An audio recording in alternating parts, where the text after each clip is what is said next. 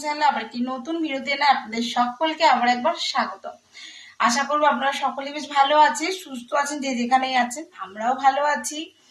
আর সকালে সমস্ত কাজকর্ম আমার হয়ে গেছে কমপ্লিট। তারপরে ধরো আজকে আজকে তো বুধবার, আর এখন টাইম হয়ে গেল 12টা 40। আর আমার আজকের ব্লগটা আমি এখন থেকে শুরু করছি।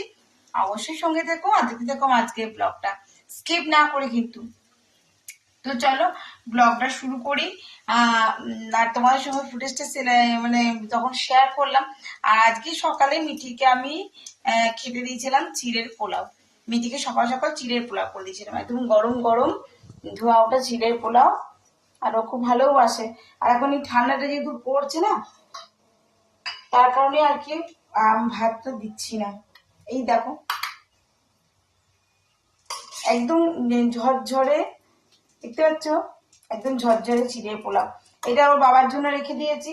ও এখনো যেহেতু পুজো করে আসেনি, আমি বলি পুজো না করে খাবার খাবে না, পুজো করে আসবে তবে খাবার দেবো।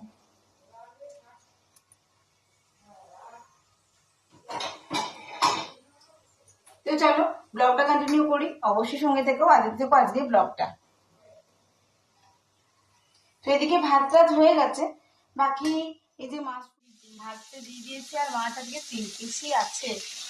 তো যেটা করা সেটা হলো আমার ছাতুর তরকারিটা হয়ে গেছে। ছাতুর তরকারিটা হয়ে গেছে, মানে মাশরুমটা গ্রেভি করে করেছি। আর এখানে একটু ভাজা, মানে ঢেঁড়স, করলা, আলু, মিক্সচার। আচ্ছা, আজকে এখানে ডালটা সেদ্ধ ডালই রাখবো, তরকার লাগাবো না, আজকে সেদ্ধ ডাল থাকবে। আর আজকে যেহেতু বললাম 3 পিস মাছ আছে। আর এখানে আমার সর্ষে পোস্ত বেটে নেওয়া হয়ে গেছে। এবার আমি ওদের জন্য একটু ঝাল দিয়ে দেবো।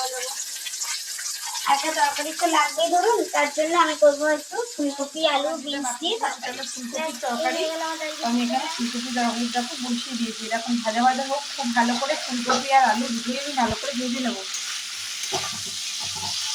আর আমি একটু তেল, সরি একটু নুন, একটু হলুদ দিয়ে, আলুটা আমি খুব বেশি বড় বড় ওই জন্য রাখিনি, এটা করলে দিচ্ছি। তো আমি এটাকে ভালো করে আগে নুন হলুদ দিয়ে ভাজাটা করে দিচ্ছি। তো আমার টোটালি কমপ্লিট। তো চলো দেখা আজকে কি কি করলাম। কিছুটা তো তোমাদের সঙ্গে শেয়ার করেছি। এই হলো মাছের ঝাল দিয়া, সরি,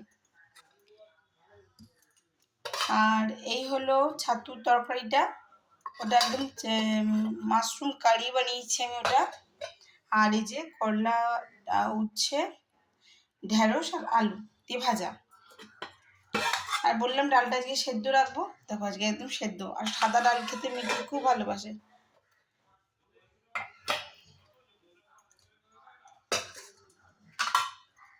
এটা ঢাকা দিয়ে দিই।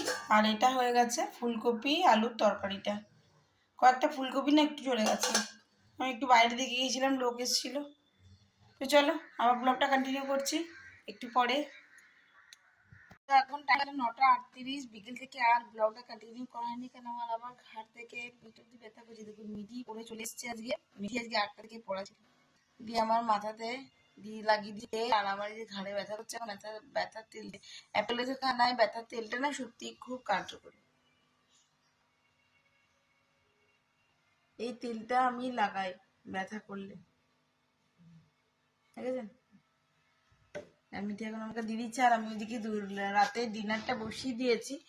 আর ডিনারে আজকে হচ্ছে ভাত, ডাল সেদ্ধ আর ফুলকপি তরকারিটা তো আছে, একটু আলু সিদ্ধ করে দেবো। মা ডাল সিদ্ধ আর আলু সিদ্ধ দিয়ে বললো ভাত খাবো। তো চলুন আবার ব্লগটা কন্টিনিউ করছি, কি কি করলাম না করলাম। সো এখন বাজলে ঘড়িতে 2:37। কালকে থেকে ব্লগটা কন্টিনিউ করা হচ্ছে, বাট কালকে ব্লগটা যেহেতু শেষ করা হয়নি। আমি আজকে শাড়ি পরে আছি, দেখতেই পাচ্ছেন। আমি গেছিলাম আজকে শাশুড়ি মায়ের আজকে ছিল শ্রাদ্ধ, তো আমরা সেখানে গেছিলাম। আর ওখান থেকে চলে এসেছি, অনেকক্ষণই হয়ে গেছিলো খাওয়া দাওয়া। তো আমরা চলে এসেছিলাম ঝটপট ওখানে। আমরা চলেও গেছিলাম 1টা 5-10-এর মধ্যে গেছিলাম আর চলে এসেছি। কালকে ওনার নিয়ম ভঙ্গ, তো কালকেরটা হবে হলে। আমি যে ভুলে গেলাম ছবিটা তুলতে। আমি অনেকক্ষণ বসছিলাম, কি যে চিন্তা করছিলাম, ভুলে গেলাম। না আপনাদের সঙ্গে আমি শেয়ার করতাম। এই মিঠিও আমার একটু তুলে দিল না, ও ভুলে গেল। ছবিটা তুললি না, আমি তো ভুলেই গেলাম পিসুমণির ছবিটা। আমি একদম ভুলে গেলাম জানেন। ঠিক আছে, কালকে আপনাদের সঙ্গে কালকে ব্লগে শেয়ার করব, ঠিক আছে। আর খাওয়ান দাওয়ান ভালোই হয়েছিল। প্রথমে দিয়েছিল আমাদেরকে দই বড়া, তারপর দিয়েছিল একটা বেগুনের 4 ভাগ করলে যে বেগুনটা হয় সেই বেগুন ভাজা, লুচি, প্লেন লুচি, ছোলার ডাল, আর পনিরের তরকারি হয়েছিল। তারপর ধরুন আর ছিল আপনার আলুর দম, কাশ্মীরি আলুর দম, মিষ্টি, পাঁপড়, দই, এগুলো।